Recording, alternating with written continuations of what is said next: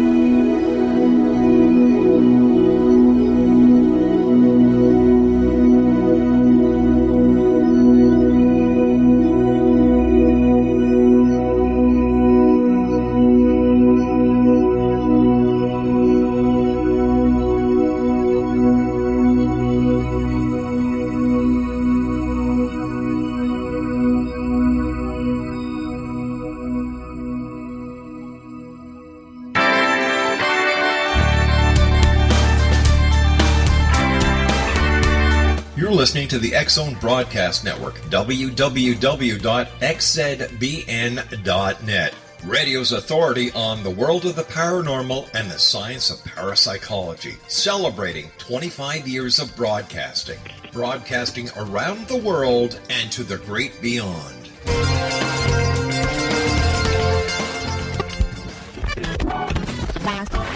All Hit Radio.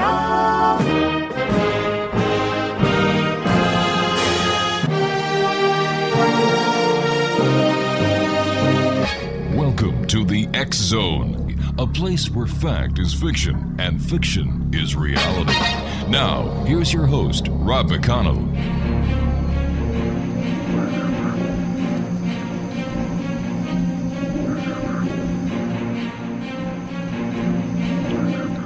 And welcome back to the X-Zone, everyone. My name is Rob McConnell. We're coming to you from our broadcast center in Hamilton, Ontario, Canada.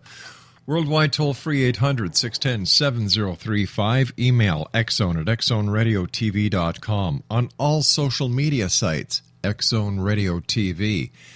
Our radio website where you can listen to the X-Zone 7/24/365 as well as the live show from 8 p.m. Eastern until midnight.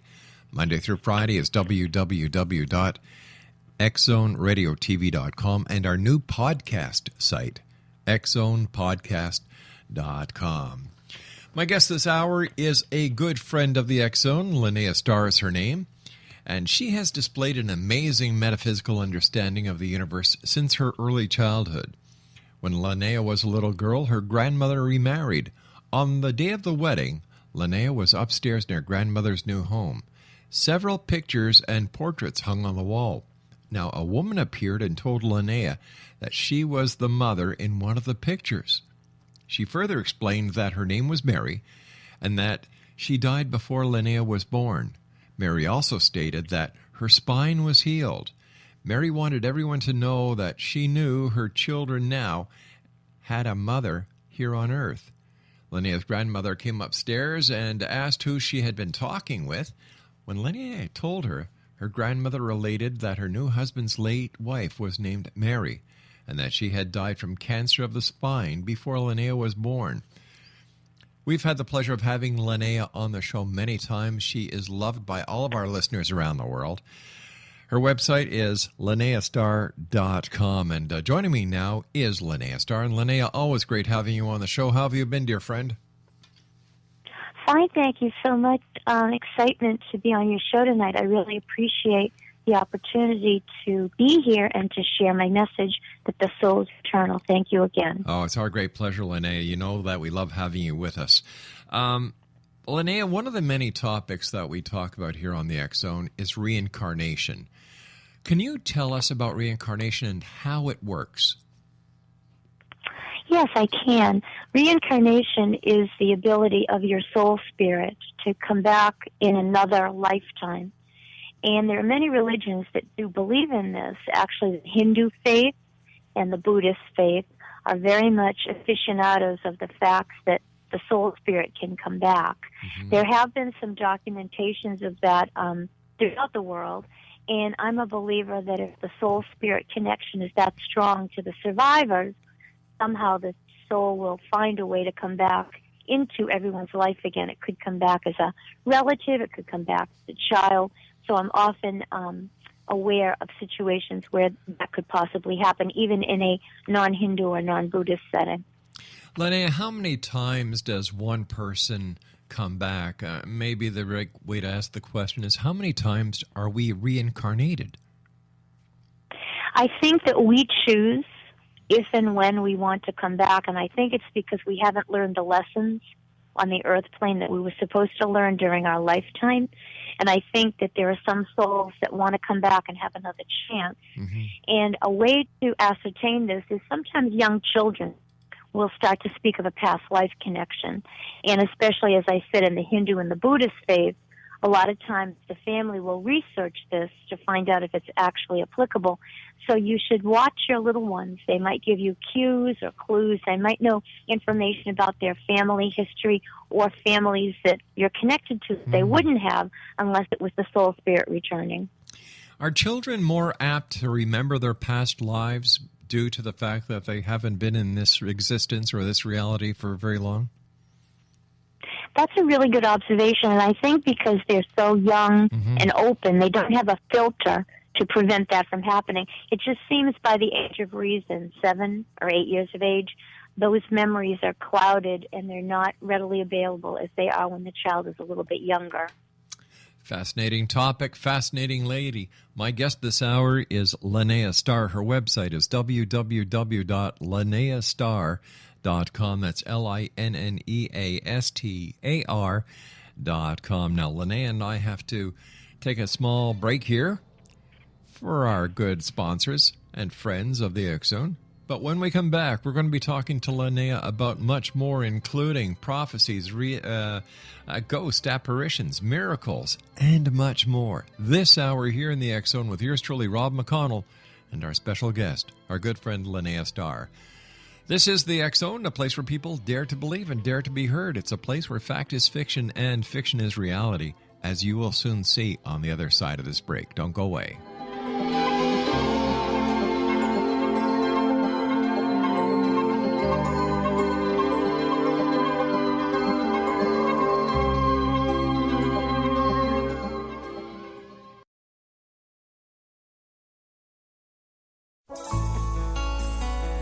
Afterlife expert Roberta Grimes was the first one to say that dying can be fun. Now her best-selling book, The Fun of Dying, is available in stores worldwide. So if you wonder whether death ends life, how it feels to die, or what heaven might be like, The Fun of Dying was written for you. And if you have always been afraid of death, or if you worry that your life has no meaning, let The Fun of Dying ease your fears and bring new meaning to your life. Nothing said in The Fun of Dying is based on the teachings of any religion. Instead, Roberta draws on evidence to explain how death happens, how it feels, and what comes next. A lot of the best death-related evidence was produced in the first half of the 20th century. When it is put together with recent discoveries, it tells a consistent and amazing story.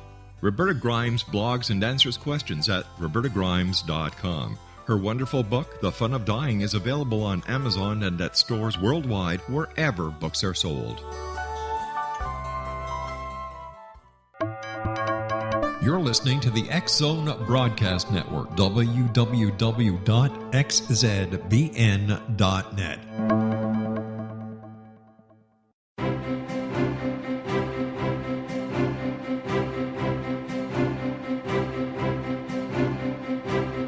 While science pursues fact, magic accesses the quantum level, bridging random facts to form truth. As long as science and magic remain separate and polarized, the truth cannot be known. I'm Wilda Wiecka. Join me on the Science of Magic radio program dedicated to unification and evolution of consciousness. During each episode, I'll be speaking with experienced and respected scientists and mystics. From astrologers to astronomers, from medical doctors to shaman, the scientific method to dowsing and intuition, we will weave together information from seemingly divergent practices to promote unity and enlightenment. Join me, Wilda Wiecka, and the Science of Magic right here on the X Zone Broadcast Network. For more information, visit www.thescienceofmagic.net.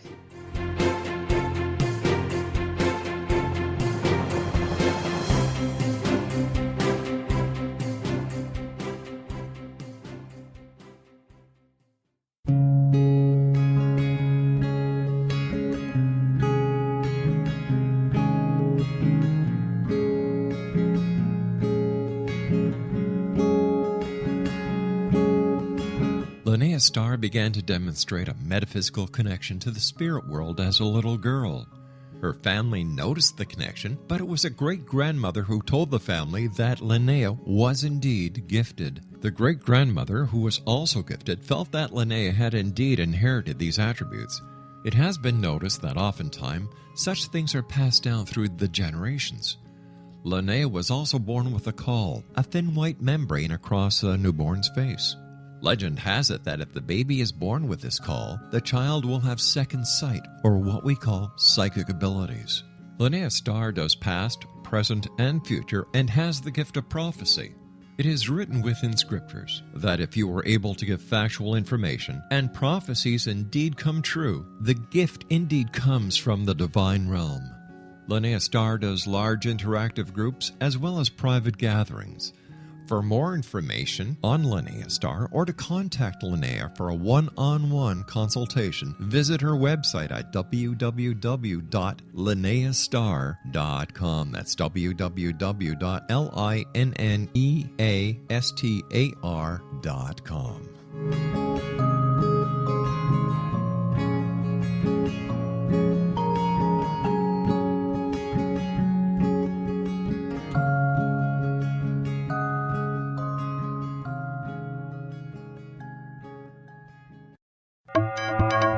You're listening to the X Zone Broadcast Network, www.xzbn.net.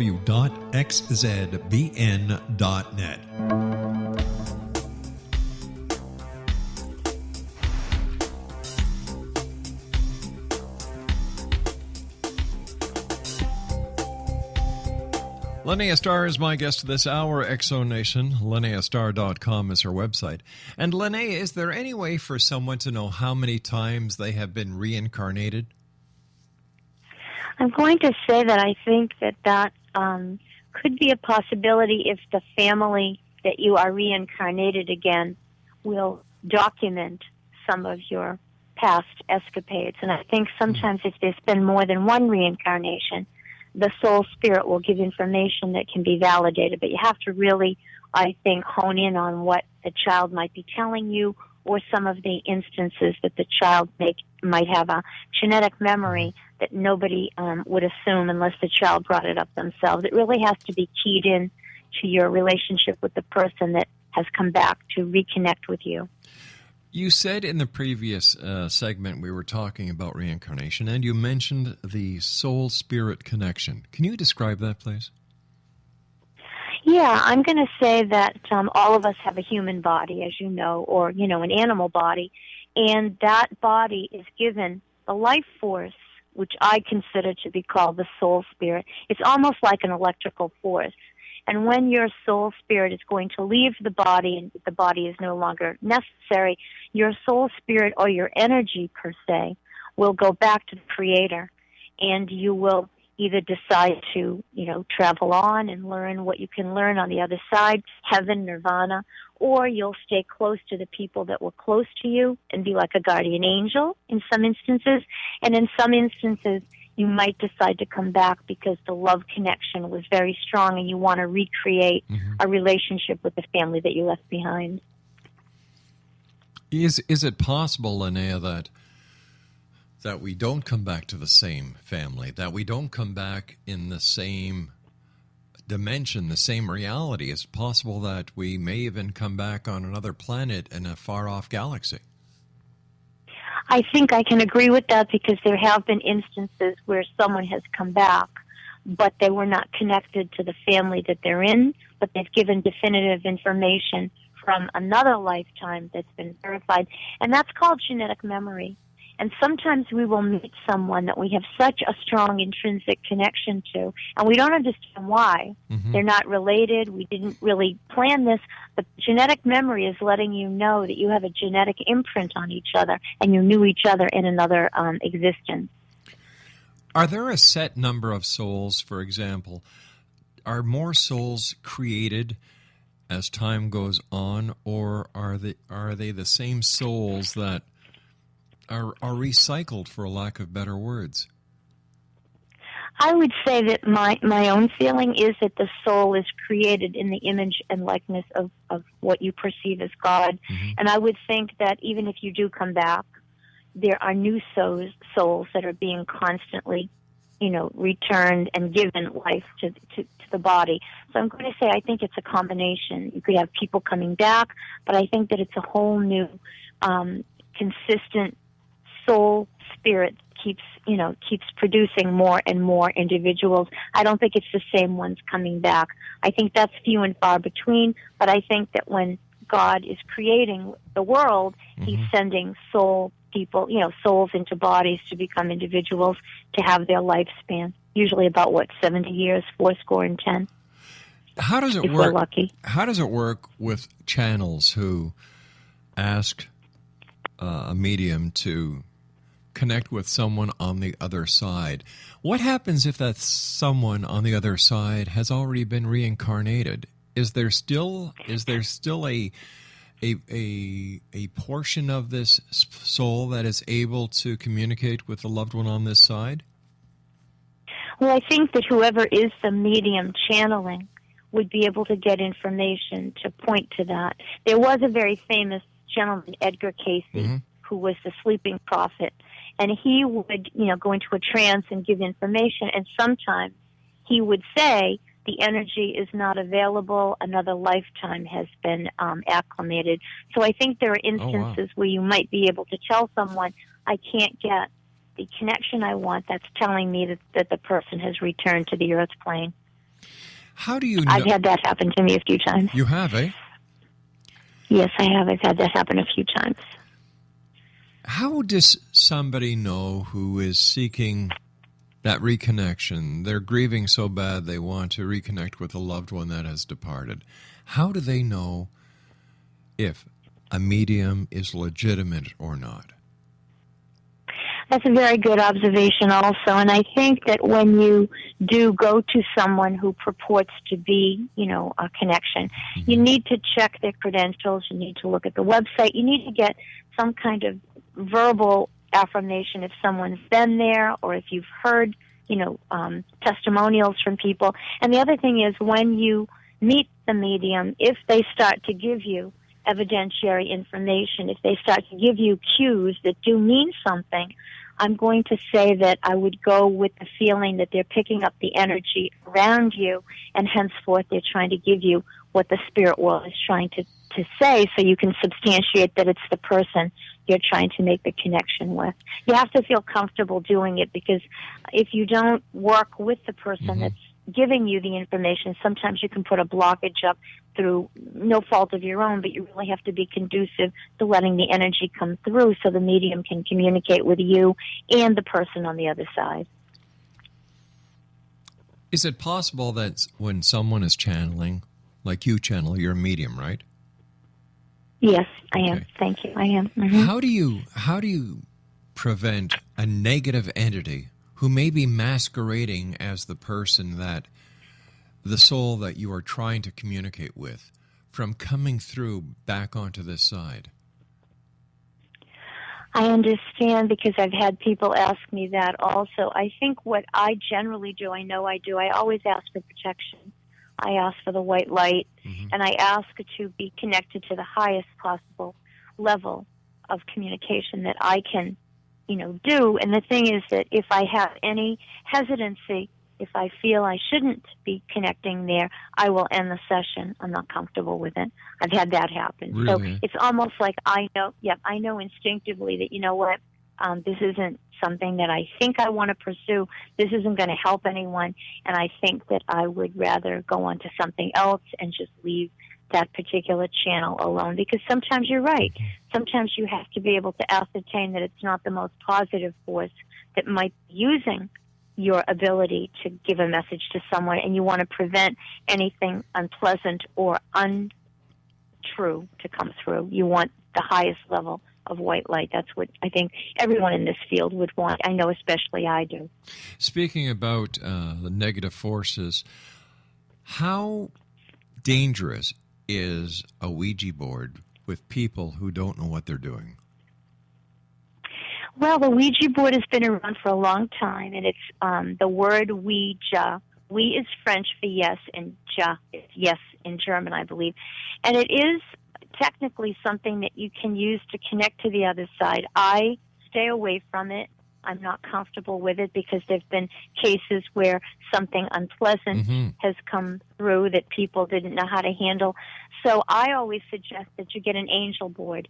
They make something now called an angel board that's a little bit more on the light side, more spiritually oriented, and I would rather have people use that rather than the Ouija board, because the Ouija board has had instances where things came through that were not the most pleasant things. There is a very famous instance with a Ouija board, and it is called the Pearl Curran situation, Curran. Pearl Curran began to use a Ouija board, and she got into contact with an entity from the 1800s. And the woman's name was Patience Worth, Worth. And it went on from Ouija board to automatic writing, and Mrs. Curran was able to write several books based on this entity coming through to her, and she became quite a profound author. She became quite wealthy from her work. So that was a very positive instance with the Ouija board, but there are some documented cases where things got out of hand and people got very upset about it. So I always advise to use a spirit board and angel board rather than the original Ouija board. I was speaking to a gentleman this afternoon who said that his daughter and boyfriend were playing with a Ouija board, and ever since they did a seance with the Ouija board, that he feels as if he is being attacked by demonic forces. And he said that he's gone to the church. He's tried to find someone who could help him get rid of this energy. This he calls it a demon. 4 demons that apparently have come through the wall, but there's just this one demon that he believes is from someone on his mother's side that keeps on attacking him. When something like this happens, what should people do, Linnea? You know, I've had people ask me about that, and especially when there's minors involved, you know, younger people or someone that's maybe a teenager or under that poltergeist activity. My first response is to always go to a clergyman, either a rabbi, a minister, or a priest, and I would have my house blessed. I would have that individual come in with holy water or, you know, incantations to purge the area, and I would immediately get rid of the Ouija board in question. You can either bury it or you can burn it in the backyard, but I would say that I would seek counsel on clergy, because they would immediately know how to ascertain what this is and how to get rid of it. And I would applaud the man for going to have this religious situation helping him. There's no other way out of it. Yeah. You really need a clergy person's attention to that. You know, I've got to take a commercial break for the news in about a minute, but I will tell you what he said. He said that he had 3 members of the clergy come into his house. All they did was they blessed the house, used some holy water, and they would not go into the room where this demonic entity does all the attacking. Okay. Yeah. Strange. Then it was pretty powerful. Yeah. So I hope he's okay. Linnea, I hope they're all right. You and I will talk more on the other side of this commercial break. Exonation Linnea-Star is our special guest. www.linnea-star.com. This is the X Zone. I am Rob McConnell. We're coming to you live and around the world from our broadcast center in Hamilton, Ontario, Canada. And Linnea and I will be back on the other side of this news break. Don't go away.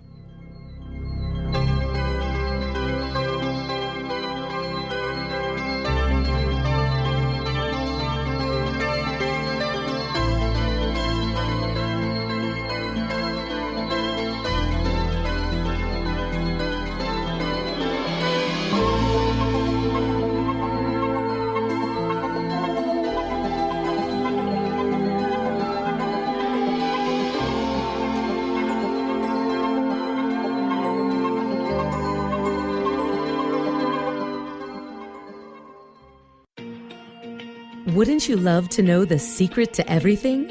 Well then, meet Dr. Kimberly McGeorge and her cutting-edge breakthrough knowledge that combines science with possibility. Dr. Kimberly brings real-life answers and healing to those open to alternative solutions. She teaches solution-based programs and classes that will change all areas of your life forever. Specializing in conscious creation, intuitive readings, and energy medicine, you can rapidly shift health, relationships, business, and money and abundance challenges quickly. Receive her best-selling book, Secret to Everything, at no cost by going to secrettoeverything.com/X-Zone. That's right, transformation can start now. Just go to secrettoeverything.com/X-Zone and receive Dr. Kimberly's book for free. You're listening to the X-Zone Broadcast Network, www.xzbn.net.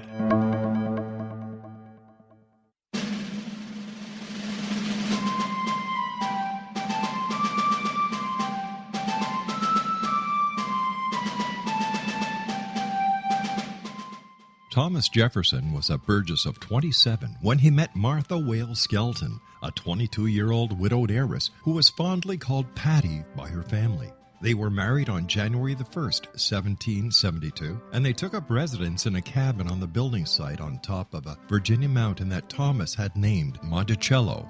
As Thomas and Patty slowly built their first version of the great house at Monticello, the Revolutionary War was heating up. Patty, with difficulty, bore 5 children, but only 2 girls survived. Thomas's political career developed to the point where he was often away from home, but after he authored and signed the Declaration of Independence in Philadelphia, he resolved never again to leave his wife. He was elected the governor of Virginia, just as that state became the Revolution's last battleground.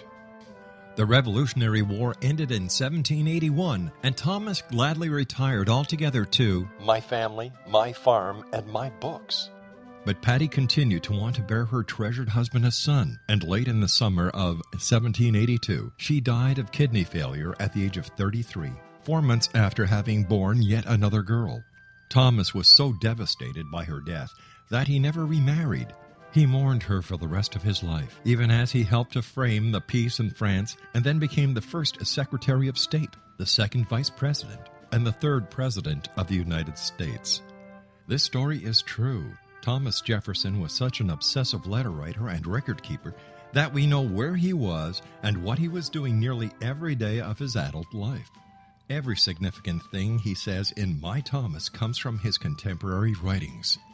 My Thomas by Roberta Grimes is now available at Barnes & Noble, Costco, Target, Books A Million, Hudson Booksellers, Kmart, Walmart, Sam's Club, Walgreens, CVS, and online at Amazon.com. You can visit Roberta Grimes online at www.robertagrimes.com.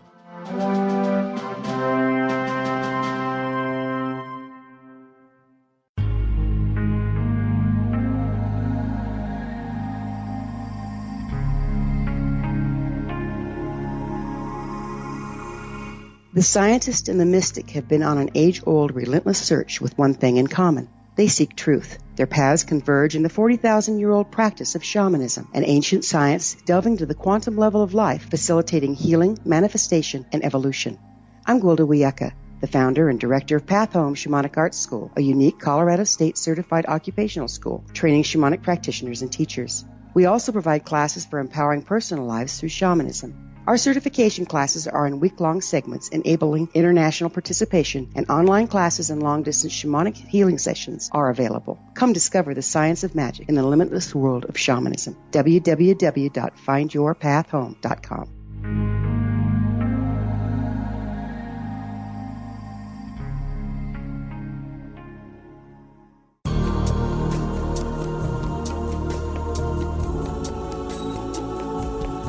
Unwilling to be the government's deadly assassin, gifted psychic Kahara Mitchell went AWOL and ended up buried under rubble in the wake of a great tsunami. She regained consciousness far from Earth on the medical ship of a Daguerreonian intergalactic fleet.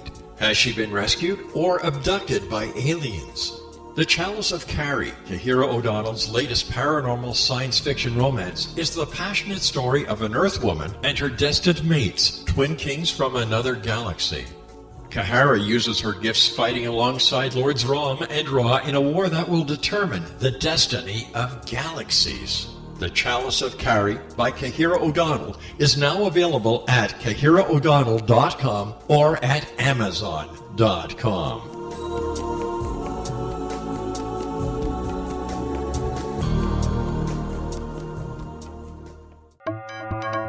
You're listening to the X-Zone Broadcast Network, www.xzbn.net.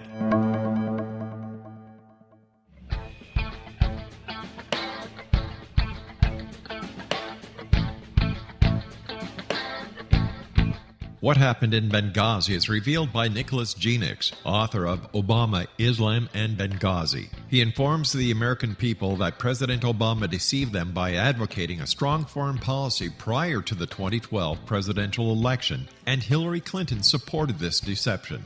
As the title infers, there is a connection between Obama, Islam, and Benghazi. Ample evidence informs Americans that Obama's early indoctrination in the Quran developed an affinity for Islam, why the Quran is the source of discontent in many countries, and why the Obama foreign policy deception led to poor military action and caused the loss of American lives in Benghazi. Genix provides 36 questions for the Select Committee on Benghazi to validate if Americans are justified to mistrust President Obama and Hillary Clinton.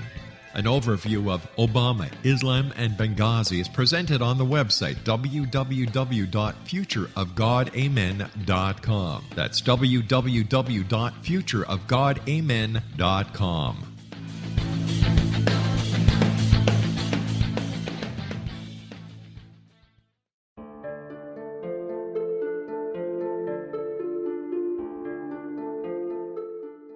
Annie Callahan, dedicated to negotiating a position for Earth within the Daguerreonian Coalition, had trained for 3 years to become an Earth ambassador. Yet, the very eve of her arrival at the capital ruling planet, she is claimed as destined mate to an oversized, mating-maddened vamp who swears he will never release her. Lord Aztaran, king of the Macian sector, has waited over 900 years for his destined mate. Having found her as an alpha vamp, he is unable to relinquish Annie, virtually holding her hostage until he can claim her. Yet Macians cannot survive without their mate's love. How could he strip her of her citizenship, her ambassadorship, and her freedom and expect to win her heart? With All That I Am by Kahira O'Donnell is the latest book in this exciting series, The Daguerreonian Chronicles, guaranteed to keep readers coming back for more. With All That I Am by Kahira O'Donnell is available on Amazon.com and KahiraO'Donnell.com.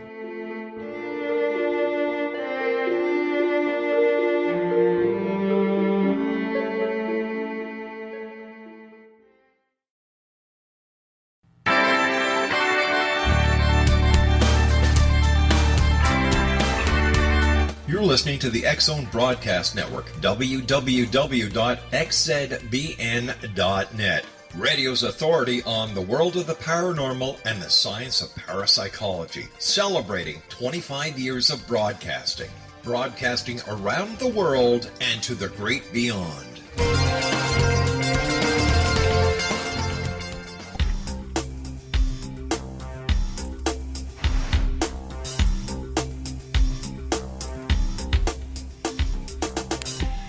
Linnea-star is my guest, Exonation, www.linnea-star.com. Linnea, let me ask you a question. Do you believe in angels? I do, and I was actually going to kind of segue into that part of this because guardian angels are very important in every religion. Guardian angels are given to each person that's born on the earth plane, and they kind of guide you through your good times and your bad. And I would like to say that you can petition your guardian angel to guide you in times of stress. You can petition your guardian angel to help you when you're in a situation of great danger. And I wanted to mention a prayer petition.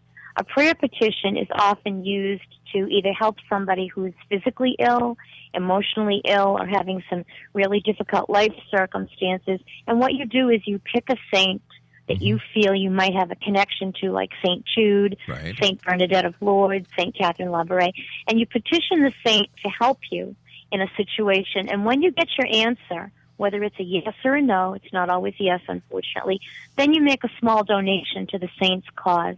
And that's called a prayer petition. And I've been involved with a lot of clients that will petition a particular saint, and we seem to have some great success with some medical issues. There have been some issues with children and a few adults where they came out of the medical illness after we petitioned the saints that, they felt comfortable with.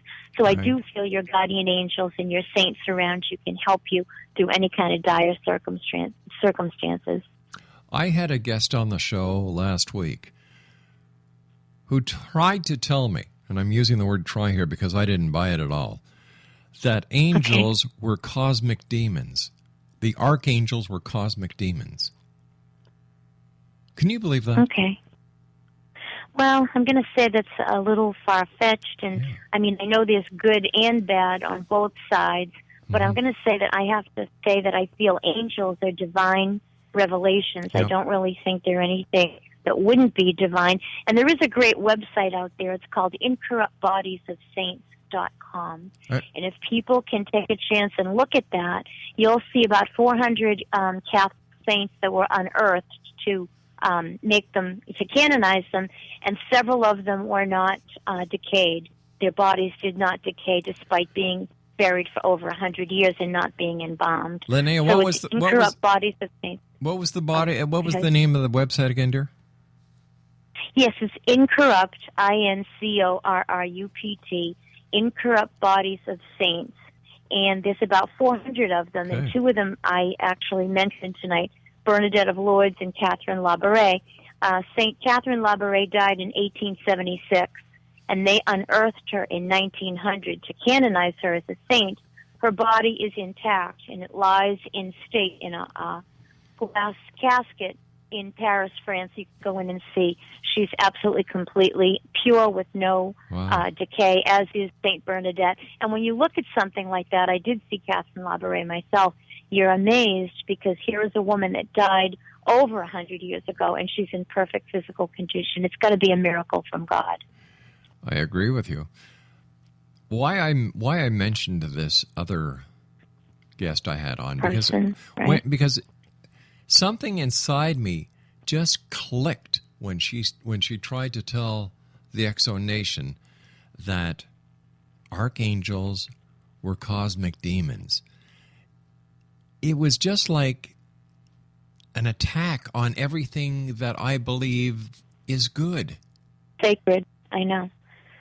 I'm wondering, I don't know if she had a bad experience or there was something she was taught that was, something that was misconception, but my conception of anything with an angel connection would always be holy, always would be spiritual, and always would be beneficial to all humans, not just believers. Angels have, from time immemorial, shown up to save somebody from an accident or prevent the accident from happening, or they appear to little children. And I'm going to say that I would have to agree with you. I think she might have some kind of misconception about exactly what an angel is composed of. So all I did was I sent her love and light. That's all I could do. And you can't do anything else. Yeah. You're right. What can you tell us about? I was looking at the list you sent us, and magician Harry Houdini. What's the story on Houdini? Yes, Harry Houdini, fascinating gentleman, and he became a magician early in his life, and he was an escape artist. He could get out of any contraption that would put him in. And he was very devoted to his mother and to his father. And he always promised the father, I will take care of my mother no matter where I am.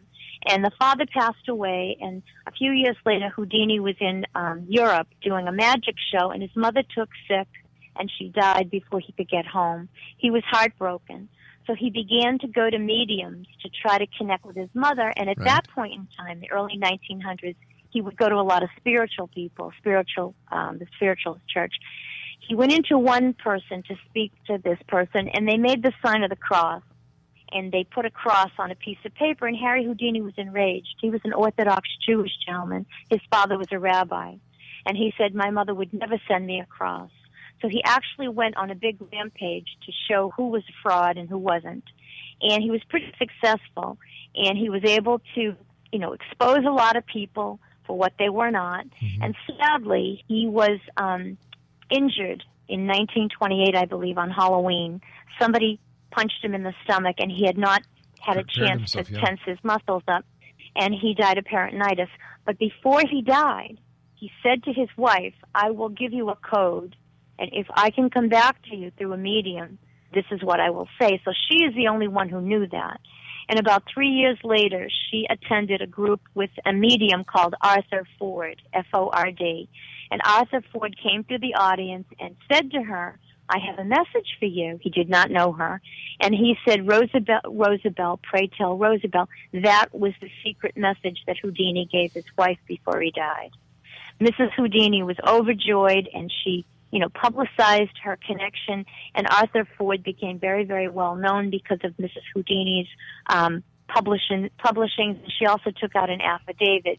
Now, at the very end of their relationship, Mrs. Houdini was elderly at the time and not well. And Arthur Ford said to Mrs. Houdini, I need to ask you this. He said, there's a very lovely woman behind you with white hair, and she says, forgive. And Mrs. Houdini said, that was my mother-in-law. She had a huge crown of white hair all up in a large bun, and she always said to Houdini and his wife, if I can come back to the both of you, the word that I will use is forgive. So Arthur Ford was able to get those two beautiful connections, and I think Houdini's spirit hopefully rests in peace because his wife was able to get the secret code that he only shared with her. Fascinating story. Fascinating story. But I also understand, Linnea, that Sir Winston Churchill also had psychic abilities, and everybody knows Sir Winston Churchill as the Prime Minister of Great Britain during England during World War II. Yeah, right. And what happened was, on two occasions, he was actually riding in the chauffeured limo with the driver, and he said to the driver, "I'm going to sit up front with you." And the gentleman said, "But you shouldn't." And he said, "I have to." They turned the corner on 10 Downing Street, and somebody threw a Molotov cocktail in the back seat, and the back of the car blew up. If Churchill had been in the back seat, he would have been killed. Now, a few months later, he was giving a political dinner at his house, and he came into the kitchen for no reason, and he ordered the servants to go to their quarters. And they did. And about 10 minutes later, somebody threw a Molotov cocktail in the back of his house, and the back of the house burned down. So 2 occasions, and people would say to him, why are you doing this? He said, I get a feeling. He said, and I hear danger, and I know that I have to be in control. So he didn't really publicize it, obviously, because, he was the prime minister, and maybe that would have made him look a little ridiculous, but those 2 situations are written down, and they're documented, and I'm quite sure you've heard of the Titanic. Oh, Everyone definitely. has. Sure, yeah. Yes, and the Titanic sunk, as you know, on April 15th of 1912, and it was supposed to be unsinkable. It was the largest vessel, and it was going from England to New York on its maiden voyage, and there was a terrible loss of life, as you know. It hit an iceberg. Yep. Well, in 1898, Morgan Robertson wrote a book called The Titan, Titan, and it was about the biggest ship ever created. It was going on its maiden voyage from England to New York, and it sunk in April of that year, and there was a large loss of life after it hit an iceberg. This whole story about the Titan was completely fiction. It had nothing to do with the Titanic. It was written before the Titanic was built. And that's called synchronicity. Something of a coincidence like that happens. Nobody can explain it, but the Titan came out in 1898, and the Titanic sunk, the Titan in 1898, and the real Titanic sunk in 1912. So a lot of people call that an unsolved mystery. How did that happen? It's called synchronicity. This world of ours is filled with mysteries. And, I believe that most of the mysteries, and I'm using the word most, will be solved at one time or another. However, there are those that will never be solved. And I think that when it comes to what we were talking about with Sir Winston Churchill, Harry Houdini, and of course the Titanic, these are mysteries that will not be solved. Not in this lifetime. Not in this lifetime. Maybe eons down the road. But you're right. There are some things that I think they're mysterious, and they're meant to be mysterious. And I don't think we're going to get answers as humans until we get to the other side ourselves. And then I think all the answers are crystal clear. In all the work that you've done over the years and the many, many people that you've met doing the work that you do, is there one case that stands out above the rest?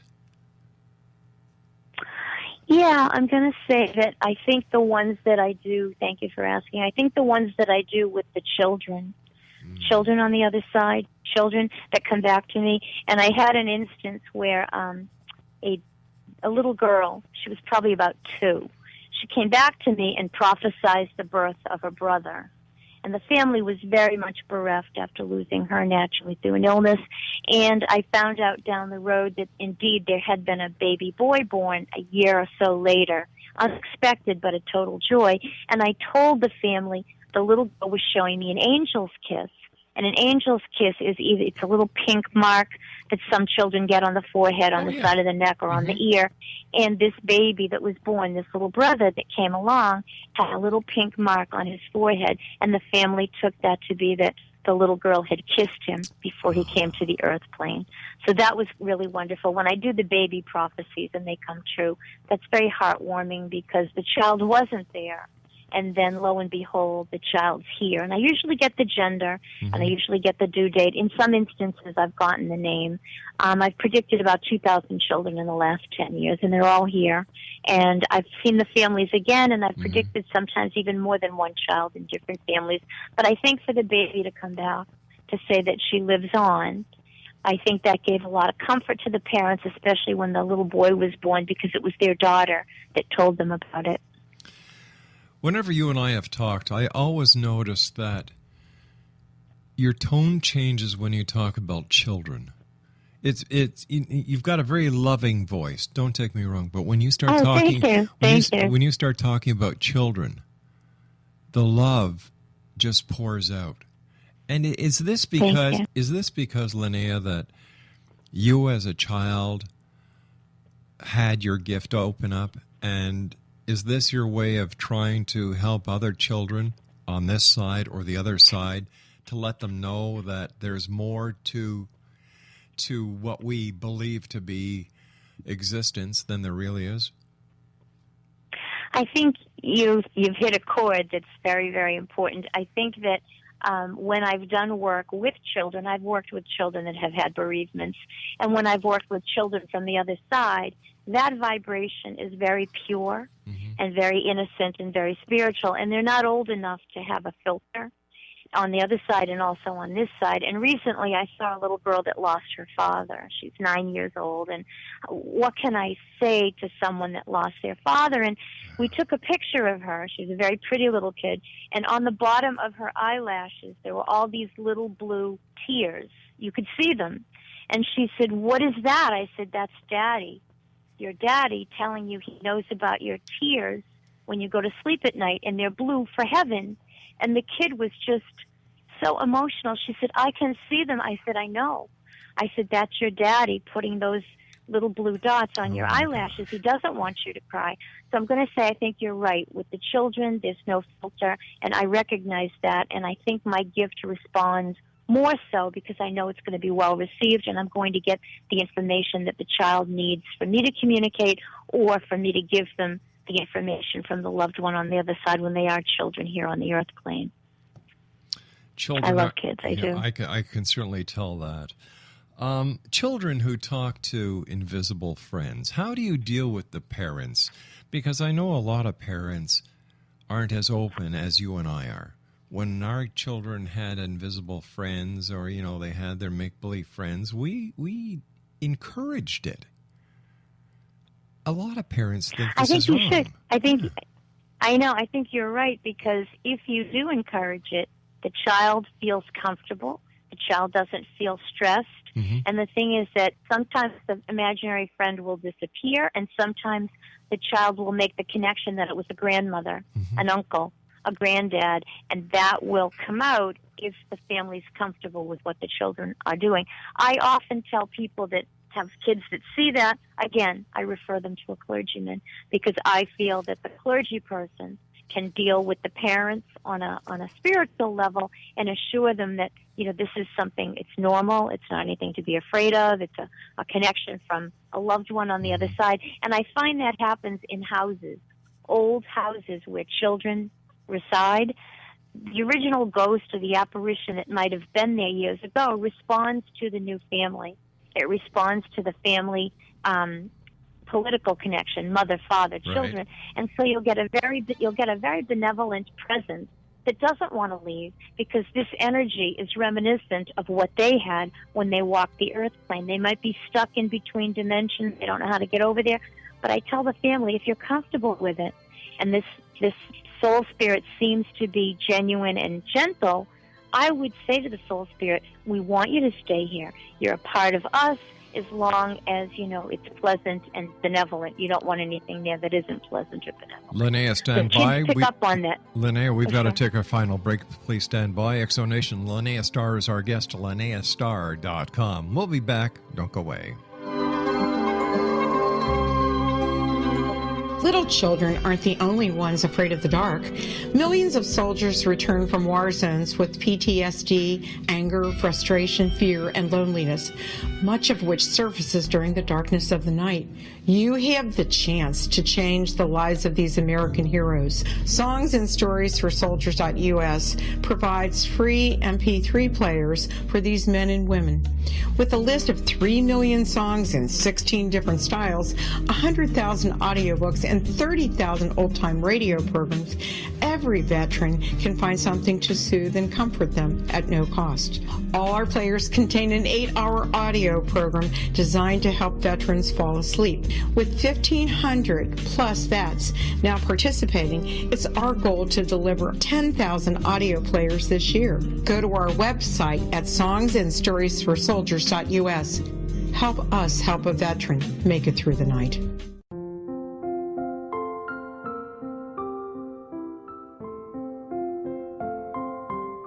I am Dr. Carl O'Helvey, founder, president of a new cancer foundation focusing on evidence-based physical, mental, and spiritual interventions, including natural cancer cures, prayer, meditation, affirmations, nutrition, and other related holistic cancer prevention and cure modalities. These are used in cancer education, research, and financing care. I ask for your help to continue this important work by donating at www.holisticcancerfoundation.com.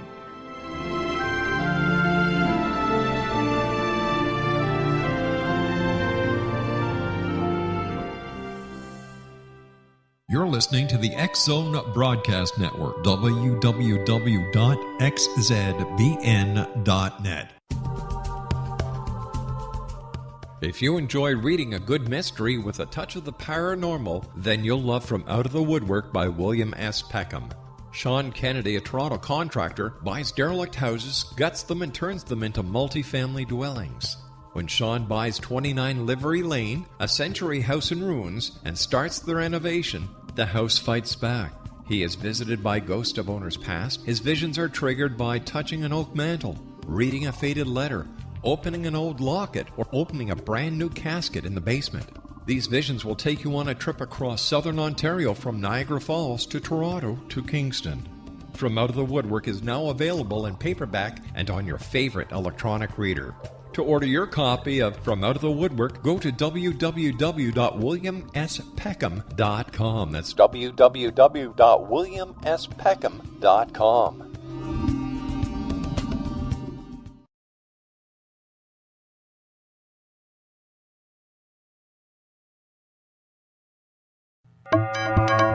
You're listening to the X-Zone Broadcast Network, www.xzbn.net.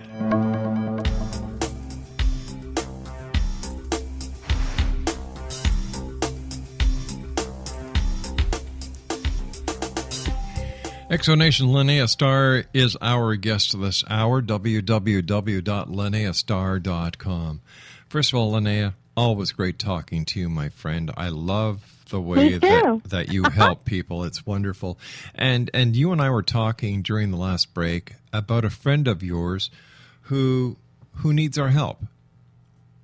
Our prayers. She does. She's having some, yes, Bobby Joe from Boston is battling some serious medical issues, but I told her that I would throw it out to your listeners for a prayer, and if they can say a little prayer like Aretha Franklin did in that beautiful song, all our energy will work and my friend will recover and be restored to good health. I thank you for that. Well, you tell your friend Bobby Joe that she has a lot of friends now in the X-Zone Nation, and we're all going to pray for her and send her love and light. I will do that, and thank you so much, and we'll talk soon. Well, we're not finished yet. We got about three more minutes. What's the truth? Okay. What's the truth about aliens? You know, I think that there is something to this. If you look at Roswell, and if you look at some of the documentations like Betty and Barney Hill in the 60s in New Hampshire, and it seems to follow a common theme.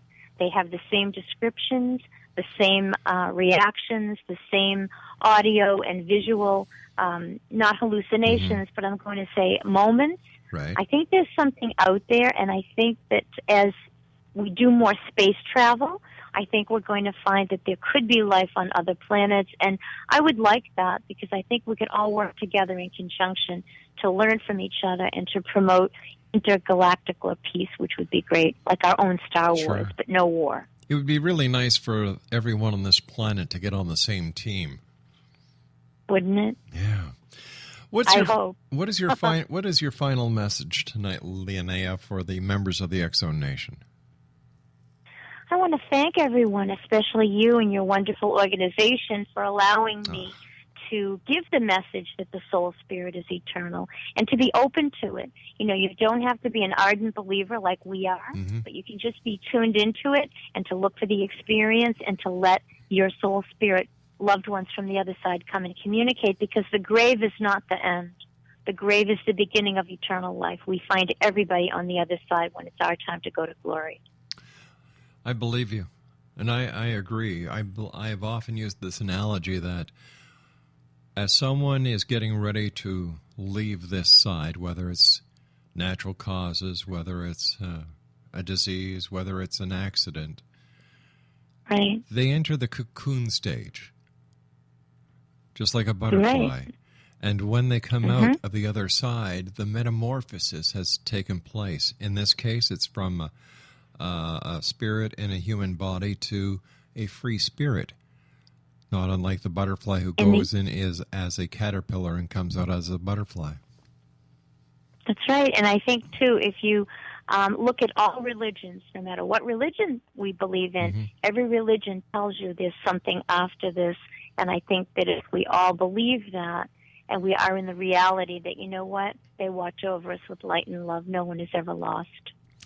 Linnea-Star, thank you so much for joining us again. I look forward to the next time you come back here and visit us in the X-Zone. Thank you, me too, and talk soon. Take care. And please, don't forget to let Bobby Joe know that we're all sending her love and light in our prayers. It's wonderful. I will tell her, and thank you again. Take care now. Take care, my friend. Exonation, Linnea-Star has been our guest this hour, www.linnea-star.com. I'll be back tomorrow night at 8 o'clock as once again we cross the time-space continuum to this place that I call the X-Zone. So until tomorrow night, my friends, always remember to keep your eyes to the sky and your heart to the light. Good night, everyone.